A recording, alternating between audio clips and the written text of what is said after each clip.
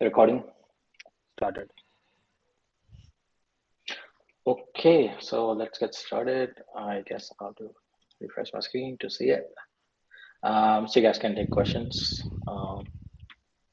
Okay, so I'm gonna go full screen. Hopefully people can see. Let me know if it's all good. Is it good? Yeah. Yeah. Okay, thank you. Okay, well, thank you everyone for joining. So welcome to Data to Production, hosted by Ashit, myself, Mithul, and Tushant. So we've been doing this podcast since a couple of months now. So we are on episode 7, and today's speaker. So we would like pleasure to have her on board, sharing her thoughts and providing insights about data science, machine learning. Um, we'll be talking about data science with Batul. Um, so welcome to data production again. So before we get started and introduce speaker, just give you a brief overview about who we are. So if people don't know us, if people are joining for the first time, this is your time to get to know us. So Sashit, you want to introduce yourself first? Yeah. So hi everyone. My name is Ashit. I did my civil engineering from IIT Bombay in 2021, and since then I've done like 2 internships back in college, and currently I'm in my first job, which is at Piramal Finance. I've been here for 2 years now, and I've worked on different projects in the NLP space, in the computer vision space. I've deployed a couple of projects as well. So yeah, that's about me. Thank you. And yeah, you can connect. You can connect with us on LinkedIn. A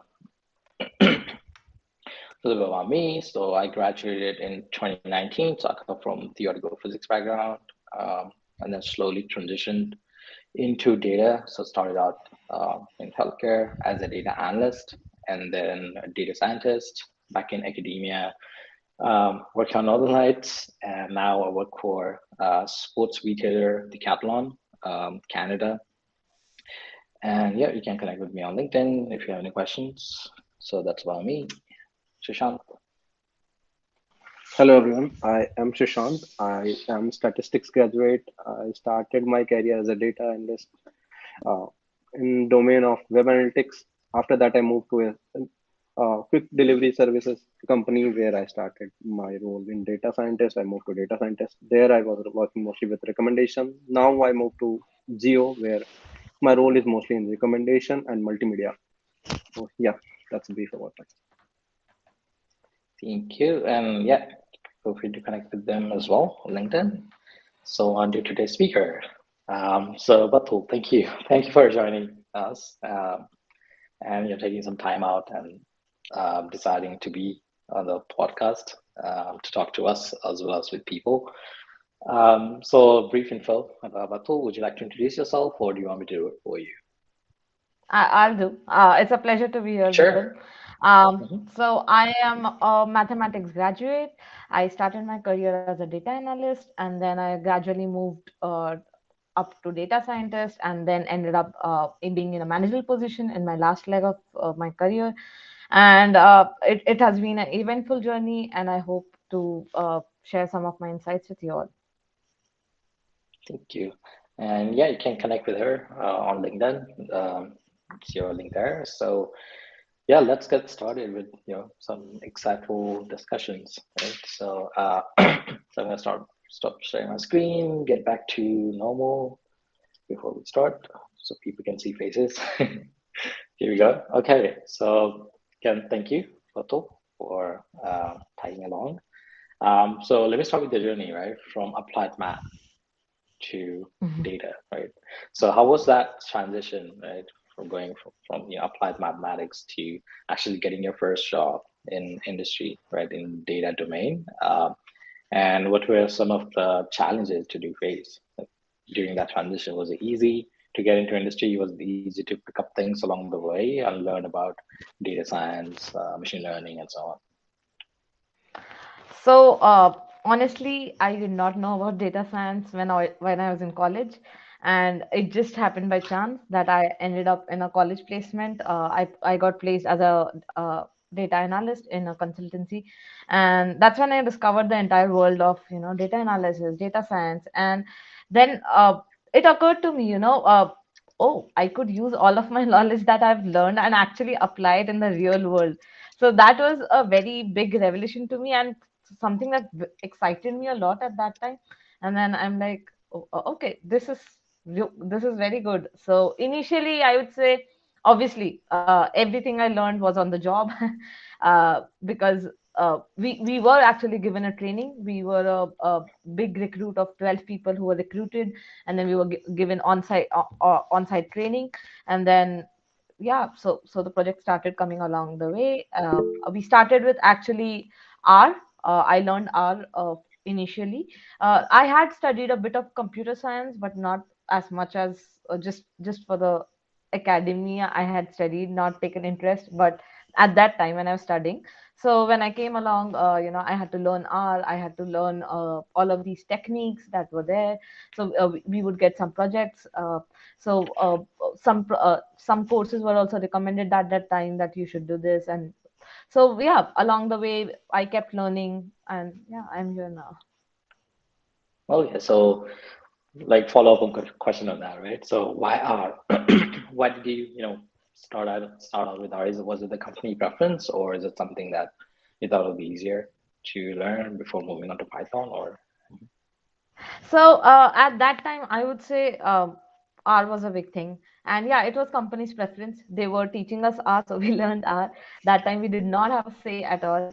After, I would say, 2 3 years, I realized, the debate was still going on, and which is still going on, I would say, that which is better, R, Python, R, Python. But then I realized, if I really want to, given, uh, I would say the data science as a stream was evolving at that time, and I would say it's still evolving.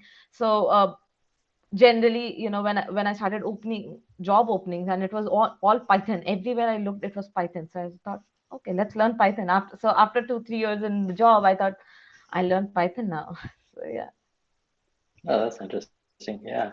And so once you started your first role, so you know so when you started out, right? Because sometimes people when they start out roles, they feel like, oh, there's a lot that I don't know, and usually they're in their probation period, right? Initially, and they put Yeah. in so many hours, like they work overtime, they burn out themselves, just to make sure that they don't get fired and so on, right? So for you, how was it? Because again, coming from different background, right? And then I know, even though we did mathematics, I did physics, we learned, we have the mathematical tools that we need, right, to understand data science and so on. But I feel like programming, it's a different sort of programming, right? So, yeah, how were you feeling the first few months, let's say, when you were on board work, and did you have to, learn? Did you had an opportunity to learn on the job? And was your manager, support? I would say, one, that feeling never goes away.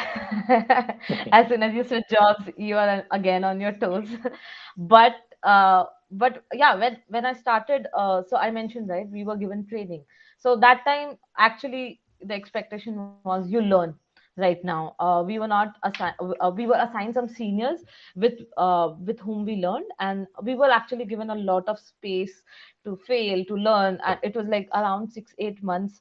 There were not a lot of expectation, and I would say that really helped us push through, but after that, after the training was complete, yeah, we were expected to basically do the work, uh, deep dive, do whatever it takes to make the client happy. So it was, I would say, obviously it's tough uh, initially, and but then you learn, and then you fail, you get scolded on, but then you understand, okay, what's there to learn from here, everything. Yeah, so you just learn and move on. Also, Yeah, it's part of the journey, right? It's part one of. question, like, did you ever program in your mathematics degree, or or which language did you program in?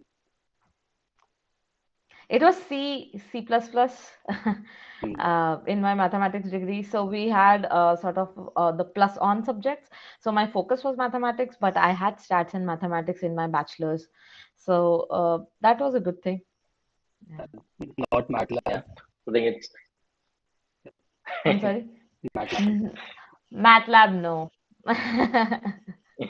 Somehow, no. Yeah. I think people are used to. I think mathematicians and physicists they are used to using a lot of Mathematica because it's kind of popular, Yeah. right, for research. Yes. That's what I used, but yeah. We Oh, use that's good. MATLAB in our Mhm. first year. In the first year of my job, people were using MATLAB, and uh, yeah, so I think I learned that too for a few months and then just moved on. As in on what's required. You can't be married to a technology, so we were using SAP as well, in fact. So Oh, yeah. yeah, people still use that, right? Yes. But I mean, people don't do I don't know about analytics, but like machine learning and all of that. What, So, SAP or yeah. SAS? You're talking SAP of SAS, I think. Yeah, yeah, yeah. yeah, SAS is SAP different. SAP HANA, is SAP different. SAS. Okay.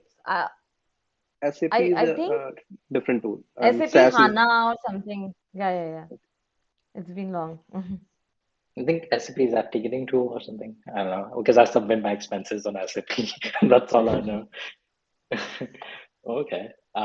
So then you started out as a data analyst, right? And then you moved on to data scientist. So was there any distinction? Usually, the roles, there's a distinction between data analyst and data scientist, right? But in organizations for responsibilities, sometimes there's no distinction. Like people would be working as a data analyst, but doing the actual work Yeah. of data science, right? So was it a similar case for you or? Yes. So yeah, exactly, right. The title was a data analyst, but we were expected to do whatever was needed, right? So we were actually building uh, baseline models as well, so for the clients. So we were doing some POCs, some Mhm, for banks. So yeah, just the end-to-end thing. mhm. And then did you also work as on the engineering side, like MLOps, DevOps, and No. So no, not right? for the longest time, I did not. I would say on the engineering side, I just started working 2 years back or something. Before that, I was very much focused on uh, analysis, modeling, all of that stuff only on the data side. The engineering thing just happened 2 years back. Uh, yeah, when one of the ML engineers of the team left and all of the responsibilities fell on me. And so I had to very rapidly understand what's happening and take the KT. I couldn't understand anything in the KT, but then those were recorded sessions. So I took my time, put in more hours, understood, okay, what's happening? How do I do this? But it was a very tough phase, but I loved it. I fell in love with the engineering side of things as well then. So this for the users to put into perspective, right? So do you Yeah, want to briefly explain, from data science to that, yeah. ML engineering aspect? So what is that flow and what is it that, each of them have to do? Do you want to briefly explain that? Yeah, sure. So Mhm, in general, I would say the lines are blurring a bit, and companies are still figuring out, what the term data science means. But what generally happens is, data scientists are responsible to fetch the data. If there are some questions, I have seen you have to do the data analyst work as well. So you are analyzing the data, doing ETA, getting out insights, but a lot of times you are creating models, some predictive models, some baseline models, something of that sort. But after that, in general, the ML engineer takes up your model. After you have finalized the model, the engineers come in place, right? So again, now so there are a lot of things that happens company to company. So for example, in Jovio, I was sort of the entire DevOps thing was automated for us from the engineering side of the things. So we had a very huge engineering team. So the DevOps side, right, so putting the model into production, all of those things were the coding, the code reviews, putting things in Kubernetes. So but that did not require engineering skills at that time for me. It was just click, click, click, click. That's it. Now, when the ML engineer left, I had to see, how do I put this? If so, what was happening? For example, I'll take an example, right, to say how the responsibilities were divided. We had a project which basically took city, state, country and gave out latitude and longitude, right, geocoding. So we had this kind of a project. I was working on the modeling side of things, as in, if anybody raised any request, okay, why is this result wrong? Okay, I'm getting these sort of. I am the person who would come up with. But then sometimes the service would fail in production. So the ML engineer was the responsible one who. Basically, I created the entire library, but then after the library, my things were done. The entire service on top of that. So basically, API creation, and then the entire thinking, basically designing the entire thing. There were a lot of services being called. So to make it scalable, he had to think if this goes into, if we get a lot of traffic, how do we make this scalable? We would have Kubernetes cluster. How much memory should we be there? And then again, the service was divided into batch, as well as, so if a batch was greater than 2000, so it would go to AWS Lambda. If it was less than 2000, it was some other service. There was a huge pipeline that was happening behind the scenes that the ML engineer was handling, and then, which I did not know about. And then when he left, I had to understand this entire service thing, which was like, wow, so many things are happening here. We had message queue, SQS in between. The messages would go, and then it would trigger a Lambda. Then it would trigger the results would be stored in a DB. The entire process was there, and yeah. This was sort of the distinction, as in the ML engineer would keep in mind, how to keep the services live. How do you track they are doing good, all of those things. Mhm. And so were you just thrown on the boat, or where you had resources to learn quickly, and then because sometimes when you don't know things, you go and do it, but there are services running, and ML ML engineering people usually they deploy things, and the end users who are using that, right? So Yeah. we're kind of scared or nervous that there's something I'm going to break, and things are going to Oh, I break, and broke then they won't be things. supported, right? Oh, I broke things. But yes, I had a manager who was actually very supportive at that time, and uh, obviously, it's new to me, so I was doing things and expecting it to work in a certain way, and it was not happening. But and things were into production, so we could not afford any downtime. So we I had a manager who would help me out in these things. It took me a few months to basically get a control of these things, but yeah, eventually, when it's on your plate, you have to deal with it, and you deal with it, I think. So yeah. So, Let's any go. idea on how costly it is for companies to do MLOps end to end? Like, what is the AWS bill that you got for monthly? Actually, so I would say, that's an ongoing thing. One, it depends on a lot of, there are too many factors. One, in Jovio, the AWS bill that we were getting, there were a lot of services which, again, we did not have, ML engineers came in place a few months later. So we had a lot of services, we had a lot of library which were not optimized, and so a lot of times, the AWS manager would come in. We had a person who would be looking at the cost and everything, and he would say, you do not need this. So the costs were bloated, which did not need to be, and we actually got them down. One, so it depends a lot on the person who's using AWS. Do you understand how to optimize it in the first place? Which is not the case, I would say. But ML engineers, I would say, if they are very specific ML engineers, they know this, especially the certification and all of those things, right? Those things help. But other thing, if you now, the question that you asked, right, how much the MLOps will charge, it depends on a lot how much MLOps are you doing in the first place. So Yeah. there are, right, you must have seen, right, there are different levels of MLOps that you are doing. So I would say the end state of MLOps, obviously it would be very costly, but again, I would argue most of the companies don't need it. So it depends where you are lying, how much are you automating. So Yeah, I think the optimizing part is very important because Yes. in my company, when we first started, when we first migrated to AWS, on the first month we got a $80,000 bill. Wow. Yes. I think everybody makes mistakes and then you understand, okay, we can do better than this. Yeah. That's good. And then, so jumping, all the way to manager, right? So data science manager, right? So in charge of, yeah, there's yeah, people working under you, right? So how easy was it to manage people? Now it's a different sort of role, right? Because once you become a manager, you're not doing, you're not only doing a lot of technical stuff, but now you have to manage people, right? So Yeah. how was that journey? Um, it was a surprise again. So I like mentoring people in general. I used to be associated with Springboard. Somewhere or other, I'm talking to some people, right? I like talking to people, mentoring them, understanding what they need, guiding them. But so I thought it might be the same. But so when I became manager, I think the thing that I understood. So when I became manager, the first thing in my head was I want to be there for them, whatever the case.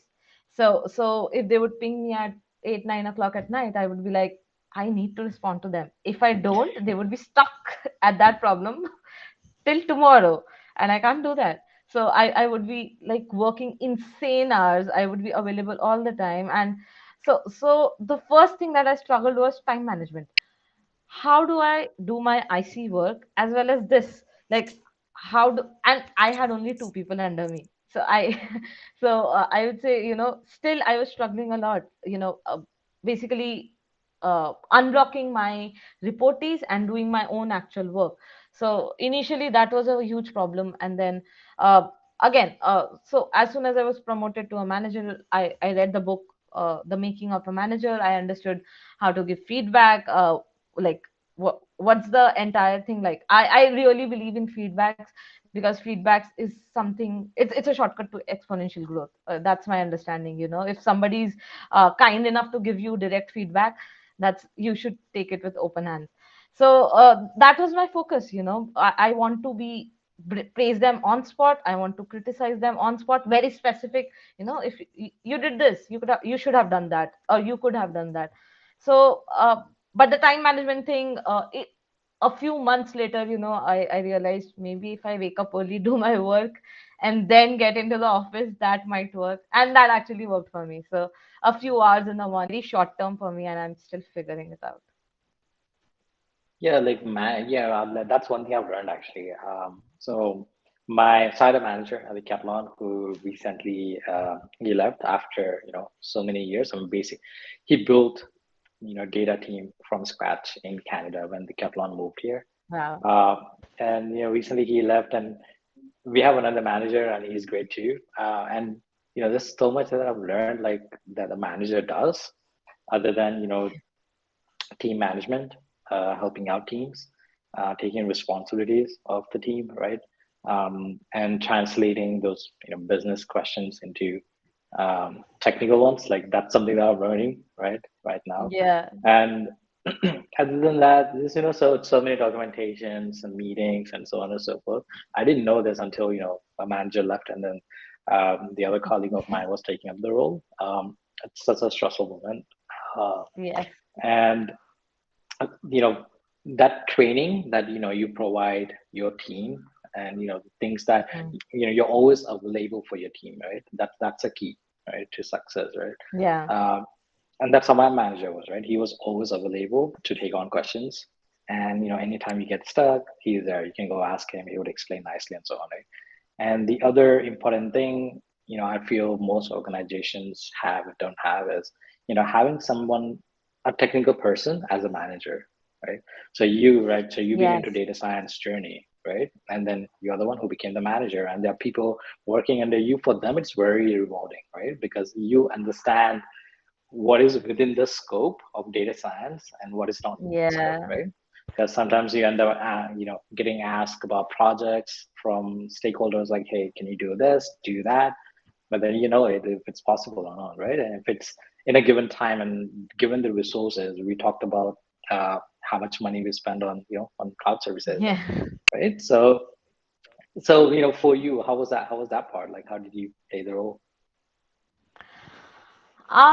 Actually, so so I the team that I was handling, right? So I had a senior manager on top of me, and then I was under him, right?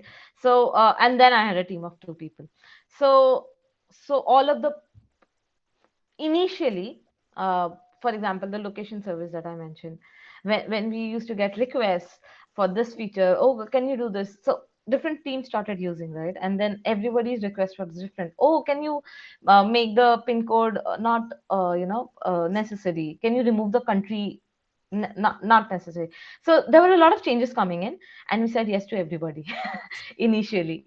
But and then we started doing the work, and very soon we realized this is not sustainable at all. If we say yes, and things, we would get requests, which would go opposite of each other, right? One request would do something, one request would do something, and then we thought, we need a framework in place. This is not sustainable at all. Who do we say yes to? How do you know the impact, right? So we had a couple of product managers at that time. So we discussed this problem with them, and then we sort of understood, we took their help. So now we are getting these many requests, we are getting these many the other projects were also there, big projects, right? And then the thing was, which one do you pick? You have a very finite resources. So a very good exercise that we had done in the team along with the product managers was, scoping out what would be the impact of this. you know if if we deliver this right now, uh, you know assuming the best case scenario, you have got exactly what you have asked for. Now what's the dollar impact? How can we measure it somehow? uh, it's not going to be always dollars, it's going to be sometimes time. You're optimizing on somebody's time, you're automating stuff.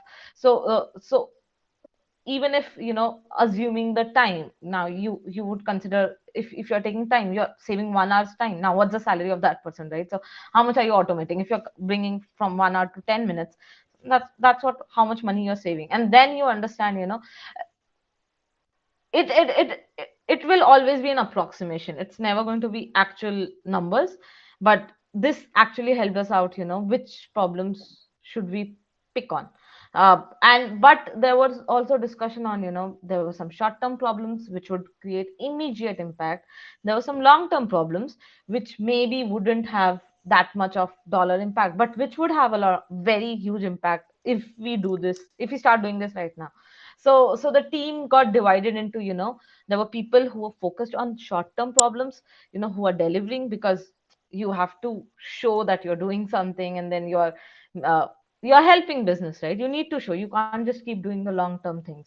But then we had one two people who would be working on the long term projects, who we wouldn't be, they wouldn't be under the pressure, what's the dollar impact of this work. So I think this sort of balance was amazing, because I would say it's balancing both the things. I have seen, generally this is a very big issue in data science. Should you pick up long term projects or short term projects? So yeah, so I thought, I Mhm. one of the this solution really worked. Yeah, no, I completely like agree with you, right? When I started in industry, yeah, let's see, first thing I've run something called MVP, right? So minimal viable products. Yeah. You start out, build something, will it quick, give it to the end user, take their feedback, and then repeat, right? Like agile process, right? That's the first thing I've learned because I coming from Yeah. academia background, you usually have that Hmm. mindset of improving the models, even 1%, 2%. So I keep working on it and not push into That's, production, right? Hmm. I, Sorry, you're I saying think I something? think that's a lesson, that's a lesson learned. I think everybody learns. Nobody cares about the 1% accuracy. But Yeah, exactly, right. And when I meet people who are freshers, and I tell them like they're like, oh, I've built this model, this one gives me this much percentage, and so on, so on. I'm like, no, always think from the perspective of MVP products, right? Build something, put into yeah. production, right? Don't wait for months before you push into production. Otherwise, you don't even know if you're working on the right thing, right? Yes. You'll spend Yes. I think months working on it, and then. Mhm. So Yeah, I right. think ChatGPT is such a good example of this, right? They have released something. When they released, it wasn't that good, and they keep releasing the. Every time you open, you can see what release is this, and then so that's such a good example of keep reiterating. Do not wait till it's perfect. It's not. It's never going to be perfect. But yeah, Exactly. Yeah. No, that's a really good point. And yeah, I think I forgot what, what I was gonna say. But no, I'm that's sorry. a really good point. And no, it's not your fault. Right? Yeah, Always having a lot of things in mind, I always forget. But yeah. no, Same here. thanks for bringing that up and sharing with people. And people should learn from it, right? And people should Yeah. take that mindset of thinking in terms of industry and how things that you build, how valuable it should be to the company. Yeah, that's the other thing, right? So bringing back my memory. The other thing was, so when I started out, I used to work on, think of many different projects like, hey, can we do this? Can we do that? And so on, right? And my manager always used to tell me, think from the perspective of business. Is that going to create any value? Is that going to bring any value to the company? If it's not going to bring it, then there's no point doing that project, right? So since then, every project that I do, I think of it in terms of products, right? So when you start thinking of it in terms of products, then you're like, okay, this is a product that I have to sell, right? This is a product that at the end of the day, the company need to make money out of it, right? So is that, and then you start evaluating and checking off the checklist, right? Is that doable? Is it worth doing it, spending time on it? Can we build something really quick, like an MVP product, and so on, right? So yeah, no, thanks for sharing that. And then the other part of being a manager is training, right? Like in my company, we often have the training sessions where the anyone can from the team can provide training on something that they've learned, something new that they've learned, or Yeah. best practices that they're following. Especially my manager used to do this thing where he would teach us the best practices, and then we Yeah. put that in place as we, because you have so many repositories. You do so much code because you work on so many projects. It's a collaborative team and also cross-functional team. So how was the scenario, at your place, and how were you following best practices? Were you putting it in place for your colleagues? So, so there were two things, right? So one, we were part of the engineering team, right? So the engineering manager would actually, so there were two types of trainings, right? The engineering manager would, so Jovio was a startup, right? And it actually became a mid-sized company during my duration there. So I joined like I was 90 or 100th employee, and then it became like 300, 400 employees, and the engineering team itself became very huge, just in like 2 3 years. And then when you have these many people, you need uh, things in place, processes in place, right? Although the code, or it's going to become not unmanageable. It's going to become unmanageable, right? So the engineering manager started this whole practice of we are going to follow the best practices out there. So he would conduct trainings, how to write code. Very He would start from very basics, right? The things about coding. Then he would go to Jenkins, Jira, and then we had session on Kubernetes as well. Whosoever was interested could attend. And then, but there were very strict rules in place for the code that you're pushing. It had to follow some for rules. So all of this, the coding thing was actually managed by the engineering manager.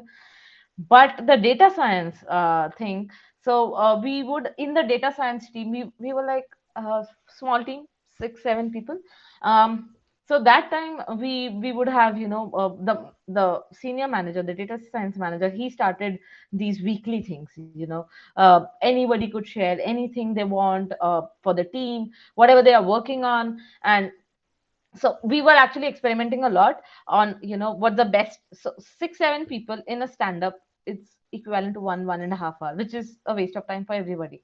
So we were thinking, how do you collaborate? So we split people, but then the thing was, how do you collaborate people? How do I make sure that the person under me is also learning from the other person who's maybe working on some NLP stuff, right? So we experimented with, after every sprint, everybody would give a demo of their project, on what they worked, what they did not work.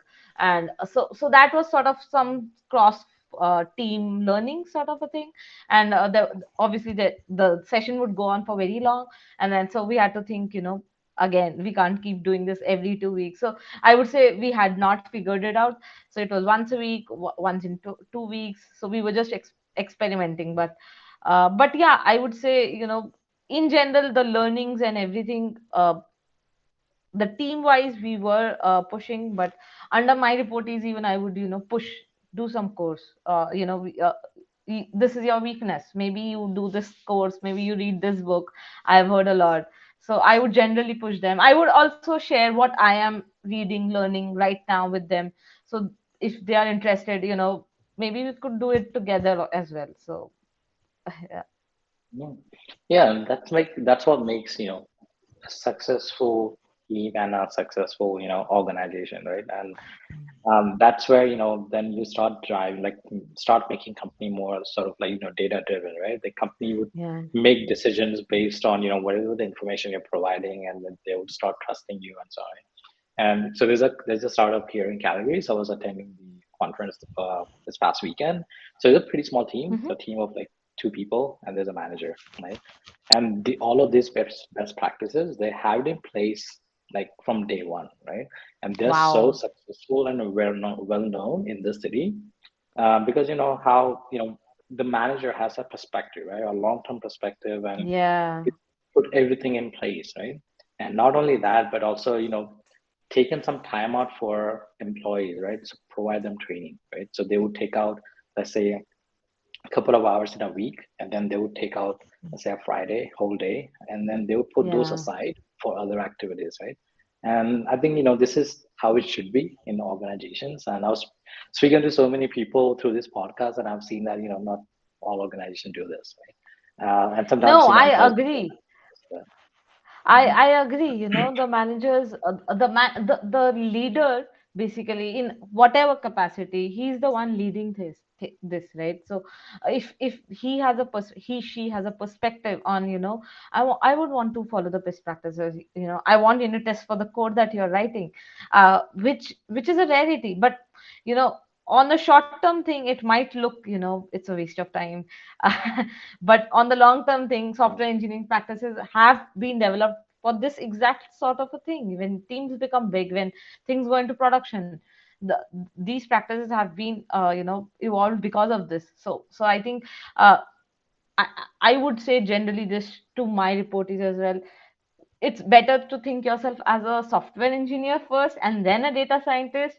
So then you are much more open minded to accepting the best practice of software development, rather than just saying, I would just work on my Jupyter notebook and then that's that. Exactly. So yeah. Yeah. Yeah, no, exactly, right. And yeah, that's why I'm grateful actually for the current company, right? Because it has taught me so much in a year, and all of these things, and every time now I do interviews at other places, that's the first thing I ask them. I'm like, do you have that in place? If no, I'm not coming. Yeah, yeah, Right? yeah. Okay, so we're Yes. gonna take some questions from the user. So we have a question from Vasu. So he says, how do you Hmm. decide um, which part of the okay, I'm gonna rephrase it. So how do you decide which part to focus on when the results are not satisfactory? Getting more data, building new features, working on the Y variable. So basically working on the target, for working on new models.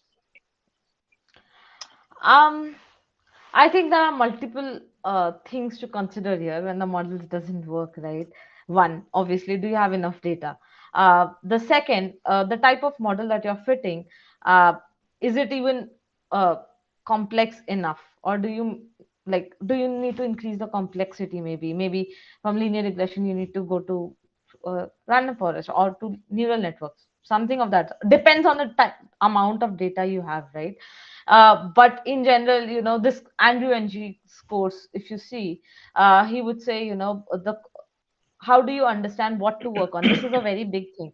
So he would actually annotate he which the thing that he has advised is, in the test data, when you have done the predictions, so you actually manually see where exactly how much percent the model is not able to understand maybe this part of the thing, this part of the thing, and then you understand, if I work on this, the results are going to be more, I'm going to get much faster results. So whichever area the model is not able to perform well, so sort of that thing, have you given enough information to the model, and is the model complex enough? Yeah, I think. Yeah, exactly. I agree. And Yeah, yeah, go ahead, Ashit. I think in addition to how much data, we should also look at, do we have good data? Like, Yes, do we just have noise in the name of data, or do we actually have some data to predict something? that's a very good point.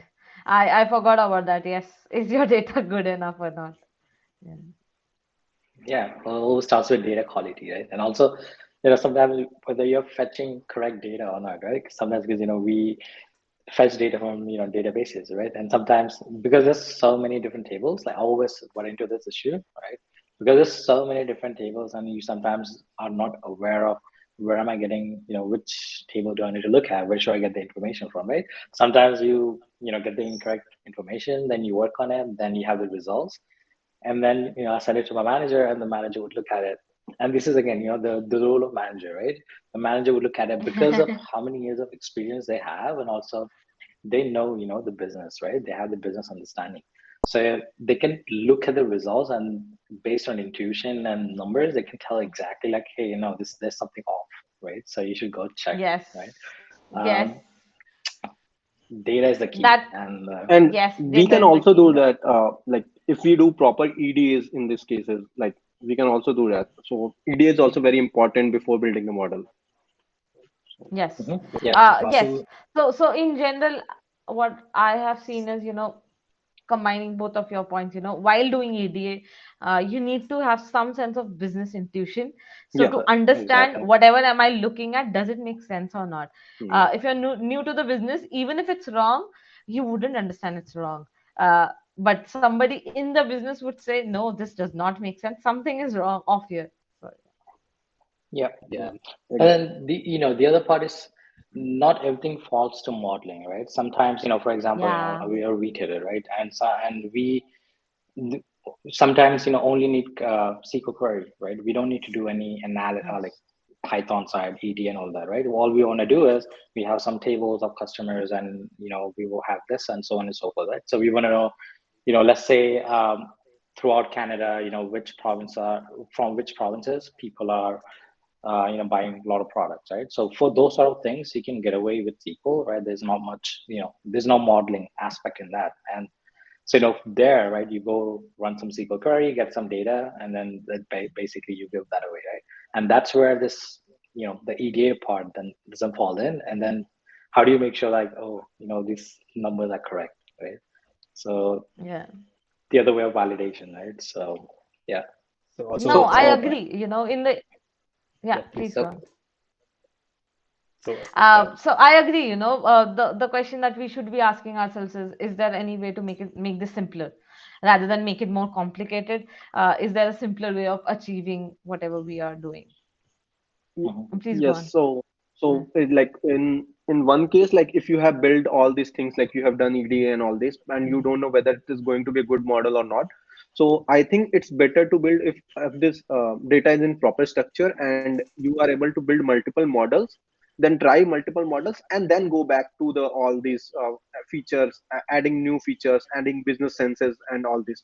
So that would I think it will be easier approach compared to like going back, just building a one model and thinking that this is not working and going back again and doing all this research and like adding data and all. So I think sometimes you have to make models, like you multiple models to get your answer. If it is still not satisfactory, then you will have to search for the new data and all, like. But firstly, initially, when we go for the business sense, and let's make all the data if you what we have, and then build a model. And building a model is very important, like before just going to EDA and all is also not going to work. also Yeah. the Yeah. other end of the spectrum is when you have too good a model, like you are getting 99.9% accuracy. So There's then, something certainly wrong. yeah, yeah. So there you should definitely check for data leakage. Uh, So most likely Yes. some of your uh, target variable is going into your input variables probably. Yeah. Yes. Oh, okay. That's a Yeah. very big red flag, I would say, if you're Yeah, getting two good no, models. Yeah. exactly. Yeah, no, that's a good point, Shrijan and Sean, Yeah. right? The thing you're talking about, right? Like we call it, baseline model, right? So Mm. build something quickly, and you have a baseline prediction, whatever metric, right? And then build complicated models to improve that further, right? So if you pick any model that gives the results under that baseline, that's not good enough, right? Because a baseline should be a Yeah. really simplest model that you could think of, right? No, that's a good point, actually. Yeah. So hopefully that answered your question. But yeah, always start with the data. If your data is not good, everything else is bad, right? And I've seen organizations, right, making bad decisions because of data, solely because of data. Um, and more all of these algorithms and so on, right? They all are mathematical equations which you're trying to fit to the data, right? It's not the other way around. You're not trying to make data fit algorithm, but it like that's what I feel. I don't know about your thoughts, right? But it's about you trying to fit your model to the data. So make model work for the data, right? Yes. Um, Yes. okay, and yeah, you guys have any questions? Let's see then, Shashank. Yeah. So yeah, So I will ask like mostly the people like 5 years back, if we start talking about like most of the people who come to data science are mostly from non-technical backgrounds, like mostly non-computer science student or someone from who didn't got computer science but are interested in computer science. So they started moving to data science and all this stuff because Yeah. at that time. So the first challenge which I also faced during like my transition from data analyst to data science was the how to code, like from where to learn the best Mm. practices and how to code and all these stuffs. So basically these things are not taught in our colleges, like because we are not Yes. from computer science background mostly. That what we thought. Basically, I also know that this computer science student also not uh, they also Yes. are not very aware of it this but yes. So what are the practices like which you follow, because you are also from mathematics background? So Mm. and how, what do you suggest for others also, like what to follow, and if do you have some sources like where to we can get it? Yeah. Um, so I mentioned, right, I learned Python on the job. So the first book that I picked up was Learn Python the Hard Way. And I just did whatever the author said exactly. And so I was transitioning from R to Python. It wasn't like I'm coding for the first time. It's just that what functions are in R, how do I map it to Python? Just get coding, right? So that book helped me a lot in this. Uh, just to get started, just being comfortable with Python. And then as I started coding, the best practices generally people learn on the go.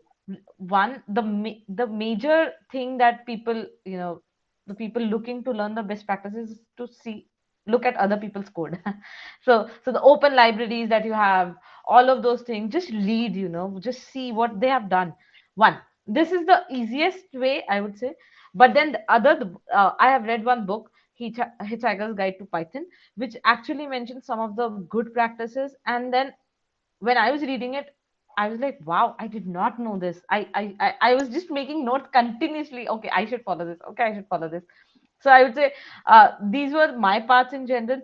Looking at other people's code has been like 70% of the way I have learned how to write code, how what's the best practice to do it. But supplementary books are there which help you in general. Yeah. Yeah, you can share the resources with us after, so I can actually share with the users, if you don't mind, Sure. please. Yeah. Yeah, no, you learn on the job, right? Some things you learn, like I learned on the job, right? About a year ago, I was in academia, and academia, no one cares, right? So I Yeah. switched to industry, and that's when I started learning, best practices. That's where my confidence level sort of, in programming kind of boosted up, right? Yes. And then best practices and all of those sort of things. And you know, I always say to people, right, most of the things that you end up doing in life, you will learn those when you actually go out and work. You won't learn those things. No degree will teach you that, right? So Yes. it's a part Unless of you are reality, right? doing, yep. Unless you're Mhm. working on something, doing something, putting your work out there. So that's the only Yeah, way to learn. Yeah. yeah, like you're publishing papers, like, at the forefront of research and so on, right? Yep. Otherwise, yeah, it's a hard reality, and it's a truth, but that's what it is. It's Yes. like, your life actually starts when it's like saying, right, when your life actually starts when you start your college, right? So that's when the reality hits you, and before that you're just a kid and unmature and Yeah. okay, so we have a question from the user. So it says that, let's say we have to make a multi-class classification model, which have 1 lakh plus classes. Wow, that's a lot of classes. What Yeah. approach do you think we can try for this? Anyone Hmm. want to take that question? My first question would be, would it be possible to group these classes? Yeah. 1 lakh is a lot. So, in general, do you have that much of data for each of the classes? It's sort of, I'm thinking, some of the classes will be very sparse. You might not have the data and they are not going to perform well. Uh, uh, so, in general, can you group them? Right. And then maybe build a downstream model again on top of that, right? So basically you build, say, first 10 models to group them into higher category, and then you build models on top of that to understand which actual uh, category is that. But again, my doubt is there, the most of the categories there would be sparse. So uh, so you'll have to understand, some of the results are not going to be that great. You will have to see which categories are very strong for you, maybe build models for those, and for the sparse ones, see if you can combine into some sort of groups. Mhm. Also, What about Yeah, you? what may what I would you can. suggest? Yeah, what would you Sorry, suggest? actually, you're saying something, yeah. or No, I'm So asking you. Yeah, all right. oh, me? Okay, sure. No. So I worked on this. I Oh, sorry. Please go on. Confusion. Sorry, yeah, go ahead, Ashit. You're saying something, yeah, then I so can jump in after. sometimes people mistake a regression problem for a classification problem. So for example, Yeah. their y variable goes on from 1 to 1 lakh, and they make it a 1 lakh classes multi-classification problem. So uh, just confirm that that's not the case here. Yeah. But yeah, if it is actually a classification problem, I think Batul covered it very nicely. Mhm. Yeah, I agree. So I worked on two scenarios actually with multi-class classification. One of them is, so when I was working on Northern Light images, so we had like 6 to 7 well-known different types of Northern Lights. So that's where we used to get a lot of this data, and as Batul mentioned, right, the first point is check whether you have a um, you can group them together, but if they are distinct, very distinct, and if they differ from each other, the other question is data imbalance, right? So make sure you have enough data for each of the classes, right? And the way that we used to approach that problem back in the days was, so you try, binary classification. So, let's say an example of, take an image of a sky, and let's say you have uh, cloud or not cloud, right? So that's one category, right? So you can work on and then build some other models where whether it's a arc aurora or whether it's a fuzzy aurora, right? And then that would be another one, and so on, right? So building it this way, like you're putting things into production right from the start, but the other thing is you can also from there you can know which you kind of figure out which models are working well for which classes, and then based on that you can start building models, right? Ensemble models and so on and so forth. um, but yeah, that's the main thing. Start out with, see if the data is balanced, and also find a way to group them together, as Batu mentioned, right? So there's that. Hopefully that answered. Any other thoughts? Sushant, you work with a lot of ML stuff. Do you have any thoughts on Yeah, that? so I never worked with like this 1 million, 1 lakh classes problem. So, but yeah, I think it is either an embedding problem or like He also commented about hierarchical classification. That's a problem where like we divide the data in subcategories. Maybe that, but even for that also, like 1 lakh is a lot. I'm not sure. I've never uh, tried this, but yeah, now I'm interested in it. How to solve it? Yeah. Yeah. Yeah, we recently did a, for Decathlon, we had a external client. We did a scene classification. So meaning, you take picture of outside of nature and then figure out, buildings and so on and so forth, right? And there's so many things in a single picture, you can have so many classes. And even then we're like, no, we're not going to pick out every single classes, right? So you usually group them. We're like, okay, let's focus on building, road, and so on. So in a single image, you would end up with, 4 or 5 different classes. But 1 billion, Yeah. that's too much, right? You would, at the end of the day, we ended up, I think, around maybe 10 or 15 different classes Yeah. to make a distinction. But we tried collecting data, like balanced data for all of it. But yeah, 1 lakh probably too much. So you should go back to data. Yeah. Yeah. Okay, so I think we're about an hour. So let's wrap it up. One final question before we wrap this up. Any advice to freshers and people who wants get into data science, already have done boot camps, let's say, or already working in industry and they should upskill themselves to go out in industry? Any advice you'd like to give them? I would say, the recruiters just want to prove that you can work. So do projects as much as possible, and not the sort of Titanic Kaggle ones. Maybe something of your own brainchild. Be creative. If you're into fitness, do something related to fitness, and it doesn't have to be a project as well. You can just create a dashboard, just do some analysis, just be on the forefront, and put your work out there, be active on LinkedIn. All of these things are very powerful, and they actually make a lot of ripples. It's some sort of ripples. You are putting yourself in front of the recruiters. If you start doing this, the recruiters are going to come to you. Are you interested? So if you do not have some sort of work experience, you need to provide some sort of proof that you know how to work. So yeah, projects are the sure way of doing it. Sorry, Yeah, just to I add agree. here a small Mhm. question. Like within the interview, like in 45 minutes of 30 minutes interview session, what do you look into the candidate? Like what are the major things with what do you look into the candidates? And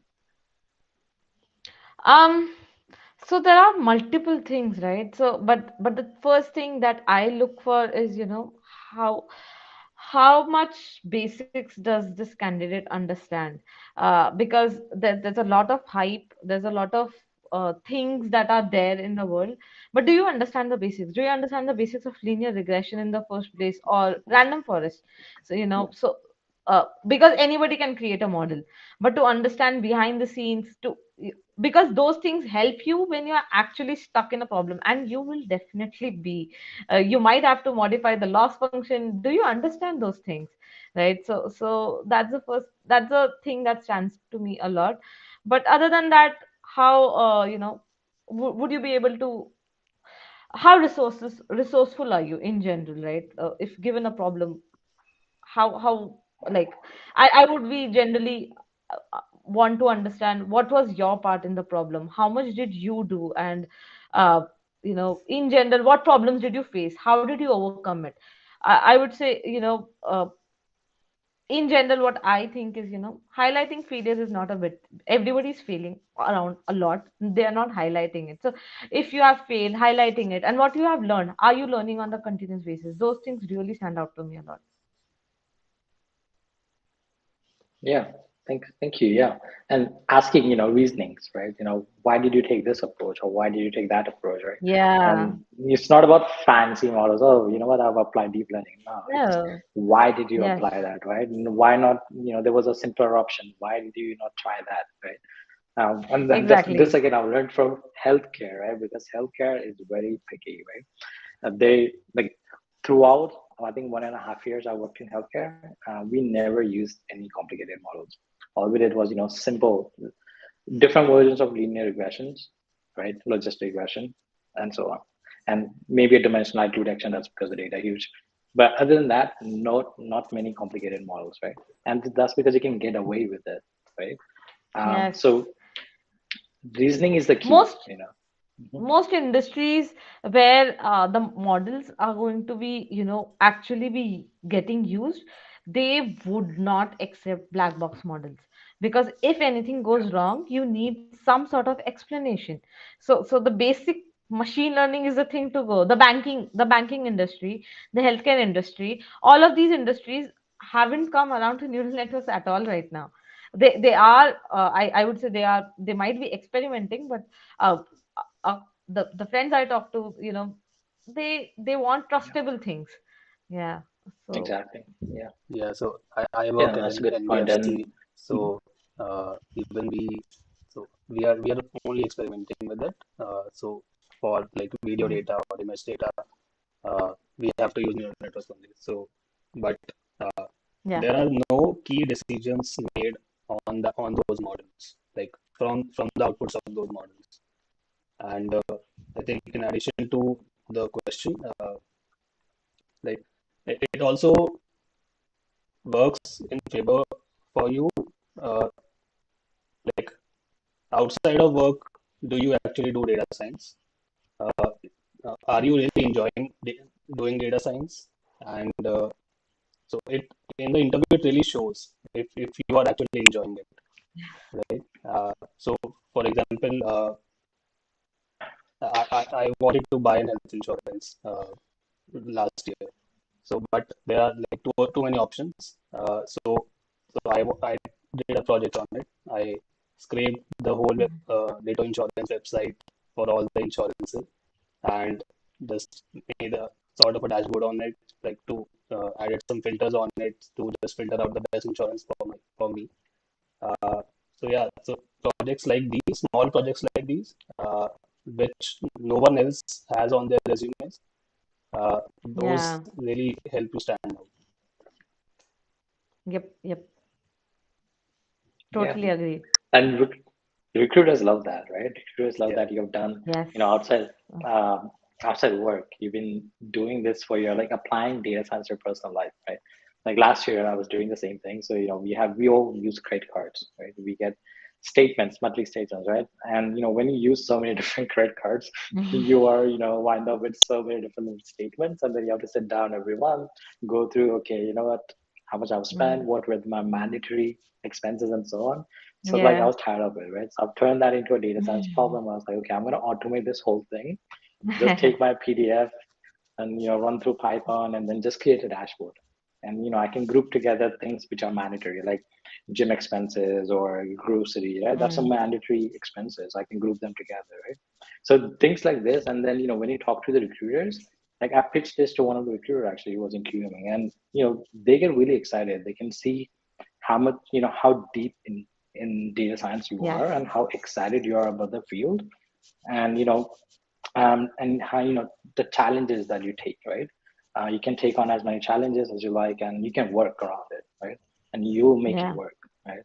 So yeah, any freshers, right? I would say there are so many projects in your own personal life, data science related Yeah. projects. You can just think about it and start doing it, and you can apply best practices No. and all of those things, right? Mhm.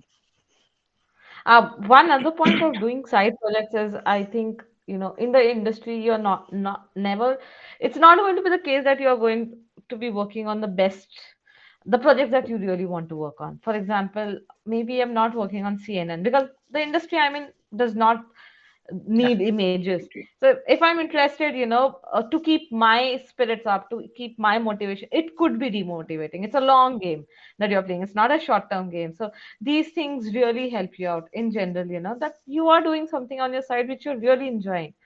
So yeah. Yeah, no, I agree. And yeah, like I said, right, you won't always end up doing machine learning, deep learning, and so on, right? Like me at my current company, right? Yeah. I haven't applied any machine learning since. I mean, I've done time series, but uh, this fancy models, and if you Yeah. only talk about, I mean, I categorize time series as a separate thing, but think about machine learning.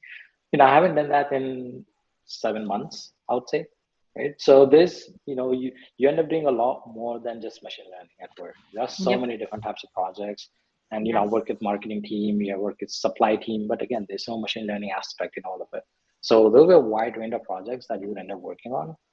So don't always think that, if this company is not doing machine learning, I'm not going to go for it. Don't think of it as that. Yeah, Exactly. it's all There are too data. many skills. Yeah. To be picked. Yeah, There are too at the many end of the skills day, to you be work with. picked up. Yeah. And Yeah.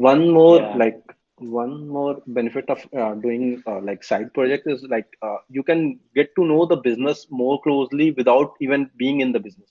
Let's say if you are doing Hmm. some Kaggle project which is related to something, let's say health, anything related to health, and I don't know about how this health industry work and all, and but when I see their data set, when I see their what variables they are taking care of and what variables they are taking, and when we go to discussion session, there is a lot of information that like the expert in their domains will share there. So that's also Yeah. like big benefit of it, and that help in when we are going to give interview for some if in similar industry. So that also help in, right?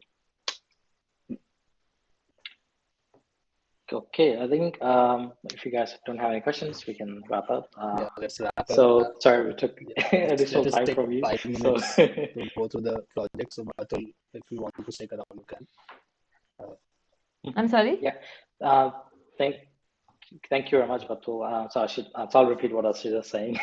But yeah, thank you very much for joining today, and really had a fun discussion. We kind of enjoyed it. So thank you for sharing your thoughts. So what the Ashit was saying was basically we're gonna talk a little bit about the data science mentorship program that we are offering. So you're free to stick around if you like, or so it's up to you. But yeah, so that's something I think Ashit was saying. Yeah, Go ahead. I'll Go take ahead. my leave. Mhm. It was a pleasure to be here, Sure. guys. Thanks a lot. Bye. Yeah. Thanks, Thank you Batul. very much. Take care. Thank Bye. you. Thanks. Okay. So I'll continue on the same link, I think, because we Yeah. didn't get a timer thing yet. Okay, so let me all the discussions that we've done today, right? We can wrap this up in what is the program that we're offering, and this is where people are thinking, where can we learn all of this, like best practices and all of the different tools and so on and so forth. So here's where we are offering, right? So I'm gonna go full slide. Okay, so me and Ashir, we started off, thinking about this a few months ago. We thought, why not help people get into data science and teach them best practices, right? And so we together designed a program, so entire pipeline uh, for an end-to-end data science lifecycle. And there'll be more projects coming in now that we have Shashank as well. There'll be more projects that'll be coming in a few months. So what is end-to-end data mentorship program, right? And so there are many different tools, right? As I've learned from the podcast, right? There are many different tools that data scientists use, right? And people who have taken boot camps, it's good that you have taken boot camps because now you have the foundations. But then what's the next step, right? The next step is how can you use things that you have learned and the additional tools that people use in industry. You need to also learn those and start using those and do projects, right? Projects is the key. So we decided, okay, we are going to teach people, how to use these different tools, how to put together all of it in a single project and build an end-to-end data um, science project, right?